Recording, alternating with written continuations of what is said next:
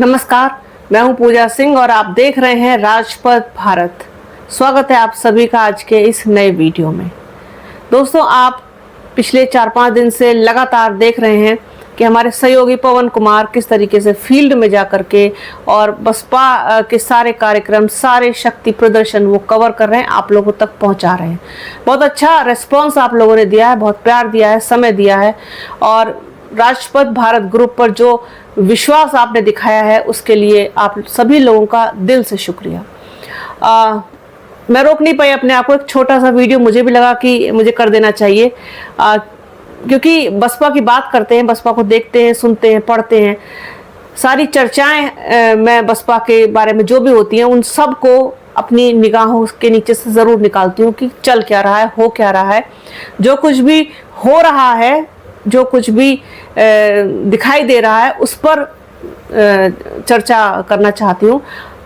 पूर्वांचल से जिस तरीके से बसपा ने धमाकेदार शुरुआत की है, बहुजन समाज पार्टी की iron lady Baspa supremo Mayawati ने मतलब बसपा को एक बार फिर से उस जगह पर पहुंचा दिया है कि अब करो बात, बसपा के बारे में करो चर्चा जितनी भी करनी है,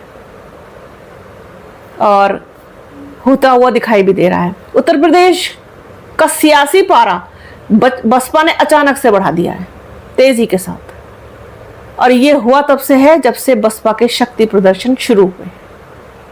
सत्ता के गलियारों में बसपा की बात हो रही है, बसपा सुप्रीमो मायावती की चर्चा हो रही है, विरोधियों की नींद उड़ी हुई है। इतनी जबरदस्त और धमाकेदार बसपा ने जो एंट्री मारी है पूर्वांचल में, उसके बाद जितेंद्र सिंह बबलू की जब वापसी हुई और उन्होंने जिस तरीके से अपना भाषण दिया, लोगों से खुद को कनेक्ट किया, लोगों को जोड़ने की कोशिश की, उसके बाद से तो ये जो सियासी हलचल है और ज्यादा तेज हो गई है। मतलब एक अरसे बाद बसपा सुप्रीमो मायावती के ना होते हुए उनकी जो रैली है उसकी तो खैर बात ही अलग है, जो 9 अक्टूबर को हुई थी, और उस तरीके से उसकी तो खैर चर्चा करना यहाँ पर फिजूल है, वो तो एक अलग ही चीज है। लेकिन विदाउट बसपा सुप्रीमो मायावती जिस तरीके से भीड़ जुटी है और इतना लंबा, कई किलोमीटर लंबा काफिला चला है बसपा का, उसने दिखा दिया कि बसपा में कितना दमखम अभी बाकी है।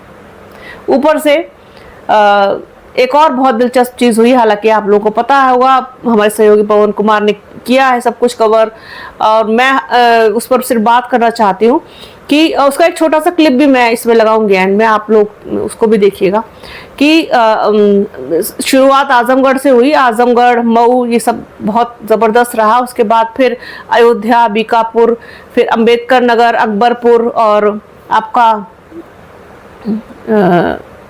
लंबुआ, सुल्तानपुर पहुंचा बसपा का कारवां। और अंबेडकर नगर में जिस तरीके से ब्राह्मण समाज ने शंख बजा के, शंखनाद करके हाथी को रास्ता देने का काम किया है, हाथी के लिए शंखनाद किया है, वो बहुत दिलचस्प और बहुत रोमांचकारी है। ये ठीक वैसे ही हो रहा है जैसे 2007 में बसपा सुप्रीमो मायावती ने अपनी एक जबरदस्त सोशल इंजीनियरिंग का परिचय देते हुए किया था। ये ठीक वैसे ही हो रहा है, इतिहास स्वयं को दोहरा रहा है, और इतिहास की खासियत होती है कि वो खुद को रिपीट करता है। तो रिपीट हो रहा है, रिपीट होता हुआ दिख रहा है। ब्राह्मण समाज ने बसपा के साथ आना, मुझे लगता है कि अंदर ही अंदर स्वीकार कर लिया है।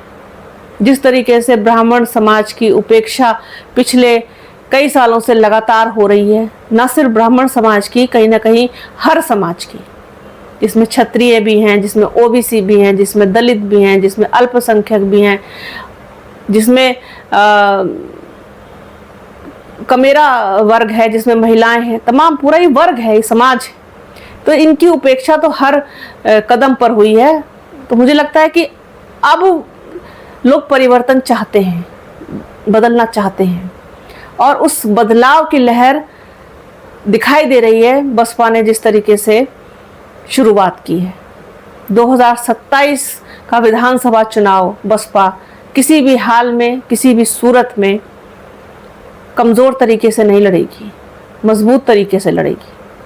अभी तो सिर्फ अकेले लड़ने पर उसका इतना दमखम दिखाई दे रहा है, और कहीं अगर उसने गठबंधन में जाने का मन बना लिया, क्योंकि अभी थोड़ा समय है और कुछ भी हो सकता है, तो फिर आप देखेंगे कि पूरा ही जो माहौल है वो बसपा के पक्ष में आपको बनता हुआ दिखाई देगा, क्योंकि उस वक्त बसपा बहुत मजबूत पोजीशन में आ जाएगी, और जितना भी यूथ है जो बसपा से छिटका हुआ है बहुजन समाज पार्टी का, वो आपको वापसी करता हुआ दिखाई देगा।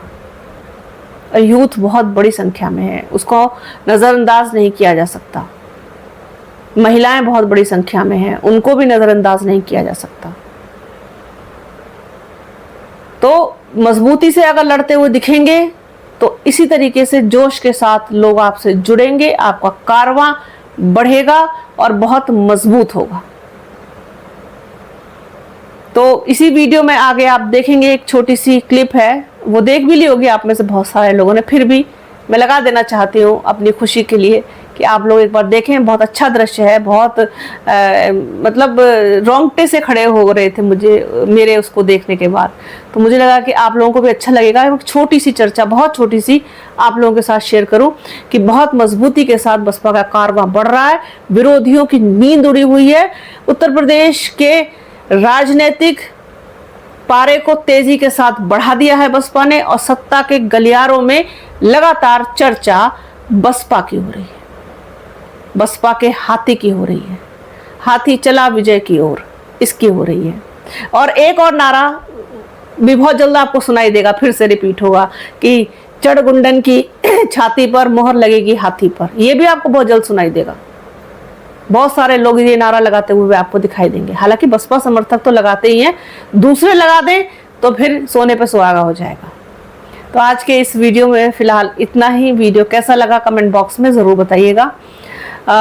बने रहिए हमारे चैनल के साथ। चैनल को लाइक शेयर सब्सक्राइब कीजिए, बेल आइकन घंटी जैसी आकृति ज़रूर दबाइएगा, जिससे कि आने वाले वीडियो का नोटिफिकेशन आपको मिल सके। अपना और अपनों का बहुत ख्याल रखिए। जल्द मिलूंगी आपसे एक नए वीडियो में, एक नए मुद्दे के साथ, एक नई चर्चा में। तब तक के लिए जय हिंद।